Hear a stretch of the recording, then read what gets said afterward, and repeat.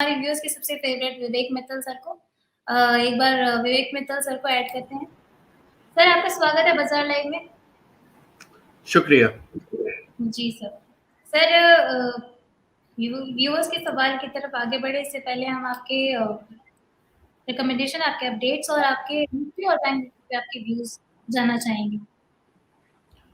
देखिए आस्था, अगर हम देखें तो जो हमारी कॉल्स ओपन हैं उनमें कुछ एक काउंटर्स में आज मूव है। जैसे जीएम ब्रेवरीज, ये काउंटर हमने 590 और 600 के आसपास दिया था। अभी भी आज गिरे हुए बाजार में ये करीब 1.5% ऊपर है। कल भी गिरे हुए बाजार में करीब ये 4% ऊपर था। सो कंटिन्यू टू होल्ड, इसमें आपको अच्छे रिटर्न्स मिलेंगे, अभी मिलना शुरू हो रहे हैं। प्रॉफिट का भी जल्दबाजी ना करें तो ज्यादा अच्छा होगा। दूसरा एक काउंटर है जो हमारी रडार पे था, वो कल मैंने दिया था, राणे मद्रास। वो अभी होल्ड करके रखे, कोई प्रॉब्लम नहीं है। एक काउंटर हमने कल कल दिए थे, उसमें था एक अशोक लेलैंड। 134 का टारगेट दिया था एफ एंड ओ ट्रेडर्स के लिए।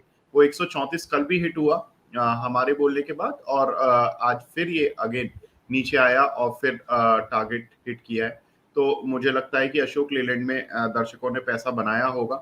और एक काउंटर जो कि मैंने कल भी बताया था कि TVS motor buy on declines रखे, it's going to give good returns in the times to come. और ये काउंटर अच्छा चला है, और मुझे लगता है कि ये काउंटर जब तक 558 पार नहीं करता, जब तक इसमें एक फ्रेश ब्रेकआउट नहीं आएगा। लेकिन आपको जो मैंने कल ट्रेडिंग रेंज दी थी 544 और 558, उसी के बीच में ट्रेड कर रहा है। सो आप अपने हिसाब से अपना ट्रेड कर सकते हैं, कोई प्रॉब्लम नहीं है। लेकिन 58 रुपए 50 पैसे 60 पैसे जैसे ही ये पार करके क्लोज होने की कोशिश करता है, then buy it and you will enjoy it. Okay sir. Sir तो आपके अपडेट्स इतने ही थे सर, और भी कोई अपडेट्स? देखिए, बाकी मैं दर्शकों से ही उम्मीद करता हूं कि वही मेरे से पूछ ले तो ज्यादा अच्छा है। तो ऐसा कर सकते हैं हम। जी सर। सर ठीक है, ठीक है। सर आप निफ्टी पे या बैंक निफ्टी पे अपने व्यूज देना चाहेंगे? आज मार्केट काफी गिरावट के साथ जो है खुला है, क्या स्ट्रैटेजी? देखिए कोई ऐसा अभी प्रॉब्लम नहीं है। एक बस जो था खबर की, वो चाइना वाली खबर, उसमें एक अपडेट दे देता हूं कि उस कंपनी ने डिफॉल्ट तो कर दिया है, उसने सेकंड पेमेंट भी नहीं दे पाई है। लेकिन उसके साथ एक जो खबर अटैच हुई वो ये हुई कि उनको जो पेमेंट्स करने थे, वो करने थे कुछ मिलियन डॉलर्स में। और जो उन्होंने एक खबर डाली कंपनी ने ही, कि वो करीब अपना एक स्टेक बेच रहे हैं बैंक में, जिससे कि करीब उनको 1.3 या 1.1 बिलियन डॉलर मिल जाएंगे। तो उससे क्या होगा कि इनके जो भी पुराने पेमेंट का डिफॉल्ट आया है कूपन पर, और जो इस वाले पेमेंट का डिफॉल्ट आया, और जो आगे 1 नवंबर और 1 दिसंबर के आसपास इनकी 2 किस्त और जानी है, पेमेंट्स आने हैं, तो मुझे लगता है कि ये उनके पेमेंट भी आसानी से कर पाएगी कंपनी। तो ये एक इम्पॉर्टेंट फैक्टर होगा। अब जो पूरा मार्केट नजरें बनाए हुए है वो इसी चीज पर बनाए हुए है कि कंपनी कैसे अपना वो जो बैंक का स्टेक है वो बेच पाती है जल्द से जल्द, और जो ये शॉर्ट टर्म ब्लिप्स है ये खत्म करती है और फिर अपना आगे बढ़ती है। जी ठीक है सर। सर अब व्यूअर्स के सवाल की तरफ आगे बढ़े। हाँ जी, बिल्कुल। जी सर, एक बार ये पूछ रहे थे अदानी पोर्ट्स, राजेश अग्रवाल जी का सवाल था, अदानी पोर्ट्स से पूछ रहे थे सर। देखिए, अदानी पोर्ट्स पर मैंने एक बार कॉल दिया था, और मुझे याद है कि मैंने 705 के आसपास दिया था, और 730-40 पता नहीं ट्रेडिंग टारगेट्स ये थे पिछले रिजल्ट सीजन में, और रिजल्ट्स भी इसके बहुत अच्छे आए थे। और उसके बाद थोड़े दिन ही रिजल्ट पर तो नहीं, 1-2 दिन प्रतिक्रिया दी इसने, क्योंकि मार्केट का सेंटीमेंट ठीक नहीं था। लेकिन उसके बाद ये अच्छा चला, और इनफैक्ट ये काउंटर हाल फिलहाल में ही करीब 8 785 लेकर आया। अगर ये बता सके कि इनकी बाइंग लेवल क्या है, तो मैं ज्यादा अच्छे से उनको आंसर दे पाऊंगा।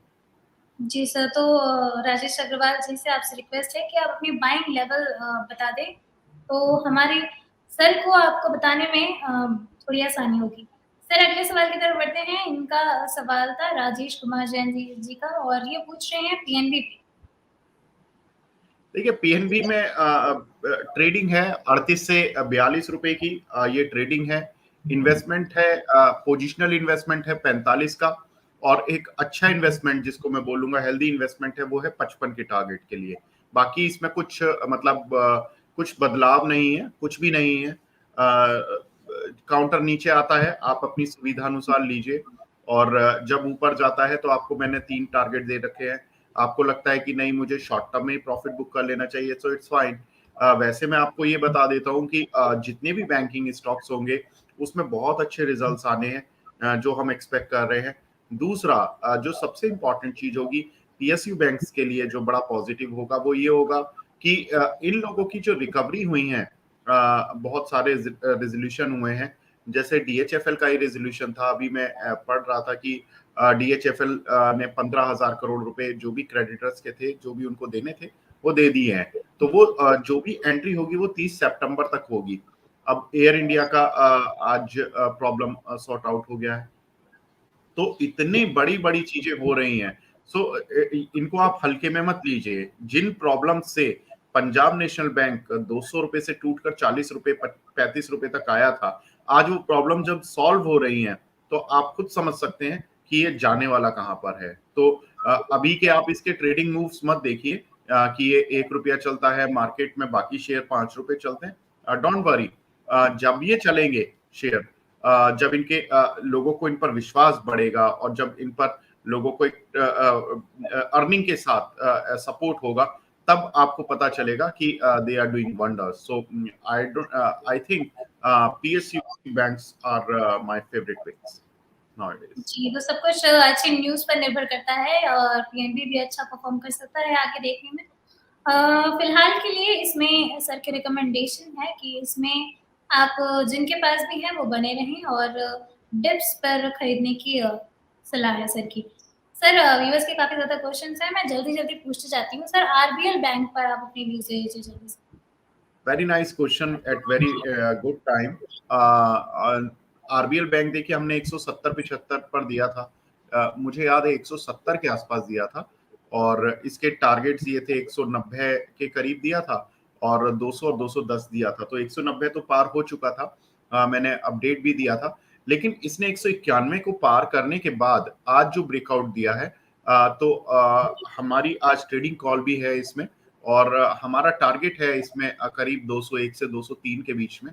तो वी आर स्टिल होल्डिंग, और मुझे लगता है ये काउंटर यहाँ से अच्छा चलेगा, और हो सकता है सेकंड हाफ में अच्छा कमाल दिखाता हुआ ये दिखे, तो आप उसके लिए आप इसको होल्ड कर कर चलें।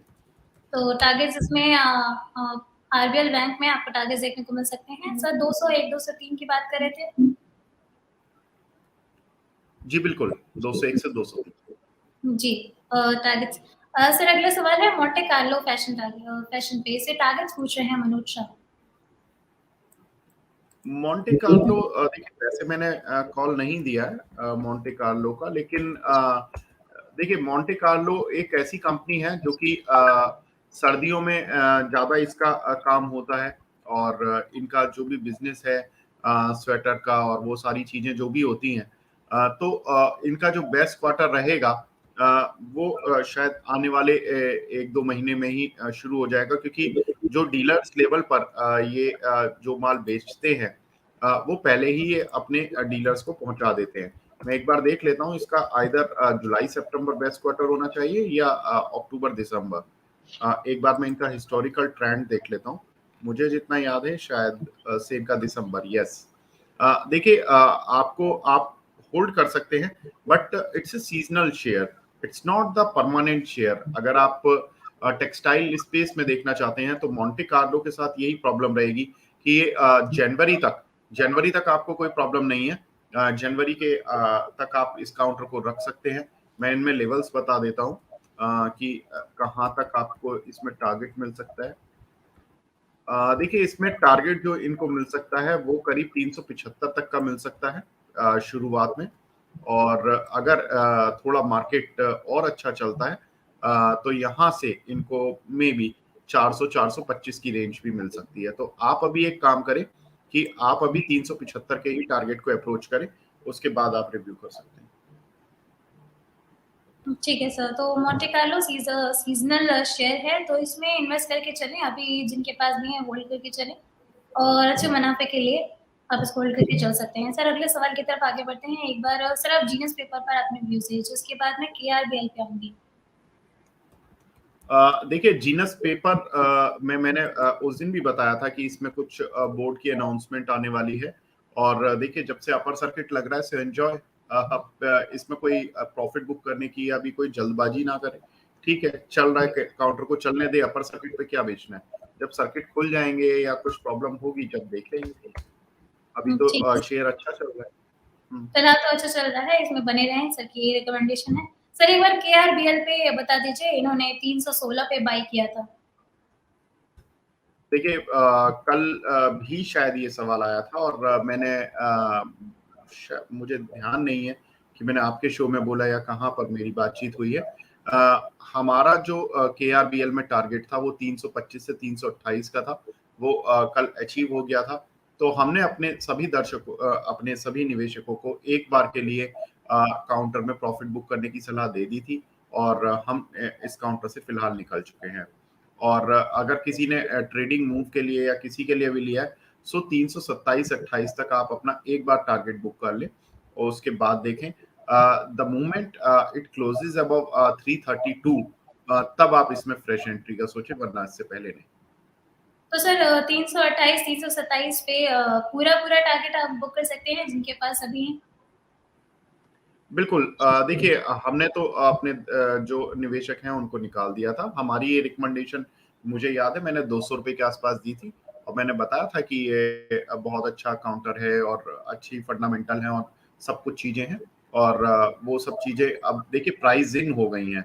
ऐसा नहीं कि वो चीजें सही नहीं है, वो चीजें अभी भी हैं, लेकिन वो प्राइस इन हो चुकी हैं, तो इसलिए हमने प्रॉफिट बुक करा है। जी ठीक है। और सर अगले सवाल है आरईसी पर। देखिए आरईसी पर इस समय पावर शेयर थोड़े ज्यादा फोकस में है, क्योंकि पावर शेयर में इलेक्ट्रिसिटी की कमी के चलते वो सारी खबरें आ रही हैं, और लोग इस समय देखिए फंसते भी हैं, और उनके साथ प्रॉब्लम भी होती है। मुझे लगता है कि आरईसी को अभी ट्रेड की तरह देखें, और इसमें जो आप टारगेट ले सकते हैं वो केवल 168 रुपए, 166-67 रुपए तक का ही आप देखें। अभी जब तक ये 68 के ऊपर बंद नहीं हो जाता किसी भी दिन, तब तक आप इसमें कोई फ्रेश एंट्री अभी ना करें। अभी ये केवल प्रॉफिट बुकिंग जोन में ही रहेगा। ठीक है, तो आरएससी जिसके पास भी है वो प्रॉफिट बुक करने की तैयारी में लग जाए। 168 तक के टारगेट्स आपको देखने को मिल सकते हैं, तब आप अपनी प्रॉफिट बुक करके इसमें से निकल जाए। सर डालमिया शुगर पर एक बार बताइए सर, 440 में इनकी एंट्री थी। रवि किरण नियलीकर का सवाल है ये।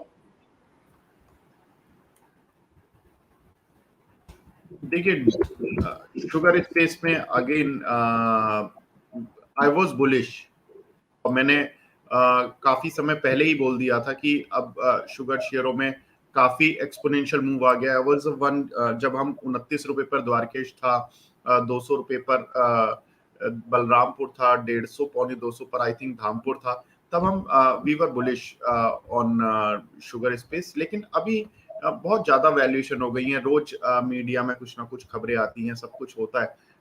मतलब मुझे लगता है कि काफी चीजें प्राइस इन हो चुकी हैं। उसमें बहुत कम कंपनीज हैं जिनको की वैल्यूएशन वाइज अभी देख सकते हैं। लेकिन मैं इसमें टेक्निकल लेवल्स बता देता हूँ।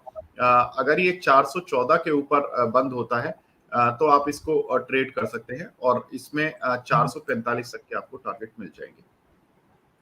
ठीक है सर, वैसे तो इन्होंने काफी हायर लेवल पे इन्होंने बाय किया है। 440 पे इनकी बाइंग लेवल है, और आप देखिए इन्होंने टारगेट बिल्कुल बिल्कुल बिल्कुल फिर इनको अपनी बाइंग प्राइस पर ही निकलना होगा। लेकिन जिस दिन ये 448 या 450 की रेंज को पार करके बंद होता है, तभी आप इसमें फ्रेश एंट्री का सोचें।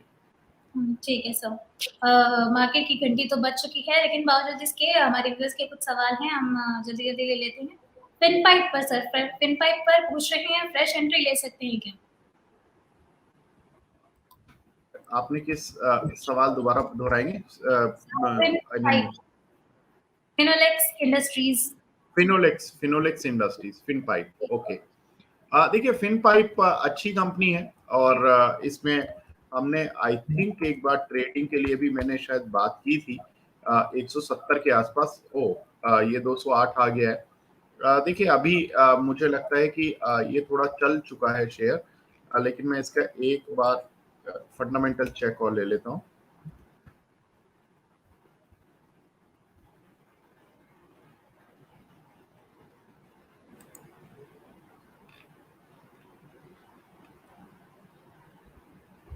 होल्ड कर सकते हैं आप,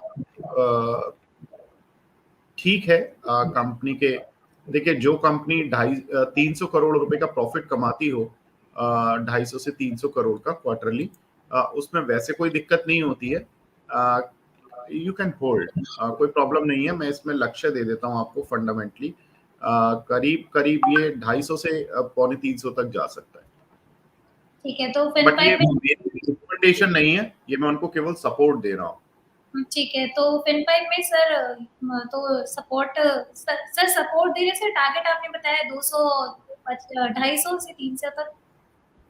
जी, ये फंडामेंटल वैल्यू के आधार पर बताया मैंने। ठीक है, फंडामेंटल वैल्यू के आधार पर सर ने जो टारगेट्स दिए हैं 250-300 के देखने को मिल सकते हैं। फिलहाल आप इसको होल्ड करके चल सकते हैं। एल&टी फाइनेंस और सर एवरेडी इंडस्ट्रीज पर भी आपने एक बार व्यूज दे दीजिए। देखिए एल&टी फाइनेंस मैं 80 रुपए से बोल रहा हूँ, और इसको बाय कर कर रखिए, कोई प्रॉब्लम नहीं है। इस क्वार्टर के रिजल्ट्स के बाद आप अपना देखें कि आपको बेचना है या क्या करना है, और जब भी नीचे आए आप इसको बाय कर सकते हैं। आज भी नीचे है in fact, you can think of. और दूसरा एवरेडी है। एवरेडी में देखिए स्टोरी अलग चल रही है। उनका जो एक तरह से वो बर्मन फैमिली जो उनको एक्वायर कर रहे हैं धीरे धीरे, सो वो एक स्टोरी है। बट मुझे लगता है कि एवरेडी भी काफी चल गया है, तो इसलिए बहुत ज्यादा एक्स्ट्रा कुछ ना सोचे। लेकिन यस, 440 तक, 435 से 40 तक अगर ये आता है तो आप अपना प्रॉफिट बुक करें।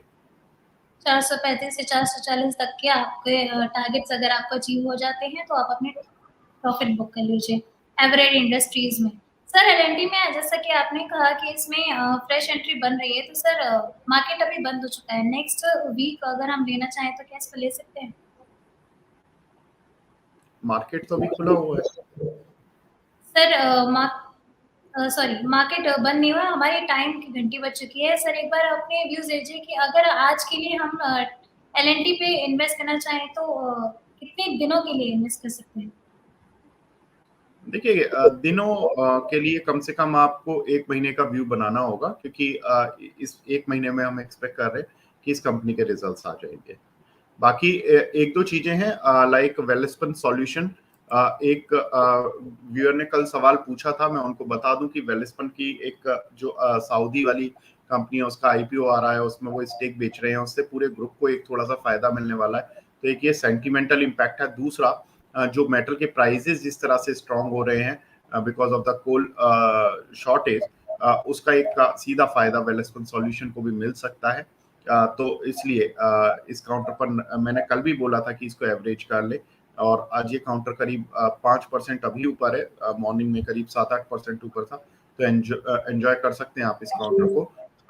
एक काउंटर और था जिस पर कि मुझे बात करनी थी, माफ कीजिएगा, मैं मेरे दिमाग से अभी स्किप हो रहा है, तो मैं उस काउंटर पर अब बाद में ही बात करूंगा। जी सर, हम क्लोजिंग पे बात कर लेंगे, जी अभी तो बिल्कुल, जी बिल्कुल। एक था काउंटर एमआरपीएल, जी। जिसमें हमारा आज टारगेट हिट हुआ 55 रुपए का। आप उम्मीद करता हूं कि 51 से 55 रुपए का वो टारगेट आपने हिट किया होगा। सर तो प्रॉफिट बुकिंग का आपका रिकमेंडेशन? बिल्कुल, एमआरपीएल में टारगेट हिट हुआ है तो एंजॉय करें प्रॉफिट को। हमने 43 पर कॉल दिया था ये। जी ठीक है, तो एमआरपीएल में आप प्रॉफिट बुक करके चल सकते हैं। तो फिलहाल जो है हमारा जो बाजार लाइव का सेशन है वो अब एंड करने का टाइम आ गया है। सर आपका बहुत बहुत धन्यवाद, आपके रिकमेंडेशन, आपके अपडेट्स, आपके जो भी आज हमने स्टॉक पर बात की उसके लिए बहुत बहुत धन्यवाद। हम क्लोजिंग सेशन में फिर से व्यूअर्स के साथ जुड़ेंगे और उनके सवाल लेंगे। अभी के लिए आपका बहुत बहुत धन्यवाद। शुक्रिया।